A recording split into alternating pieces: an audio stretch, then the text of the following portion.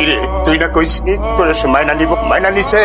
নাই বরং উল্টো কায়েসের বাবা লতিফ চেয়ারম্যানের হাতে আমারে থাপ্পড় খায় পিটতে হইছে। তোর ক্ষণিকের আনন্দের লাগা তুই আমার জীবনটা নষ্ট করলি। এই দেখ চায়ের বোতল বিষ আছে, তুই এক বোতল খাবি। তুই যদি না খাস তাহলে আমরা তিন বোতল খায় একসাথে মরে যাবো।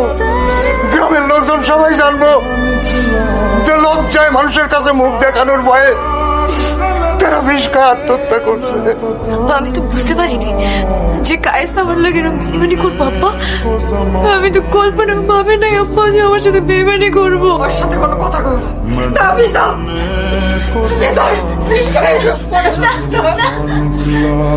তোর গর্বে যে পাপ আসছে সেই পাপ মুছে ফেলতে চা। ওর তো কোনো দোষ নাই, তাহলে তুই তোর পাপের ফসল নিয়ে জীবিত থাক আর আমরা সবাই মরে যাই। মা আমি রাজি আব্বা, আমি রাজি, তোমরা যা করবো আমি।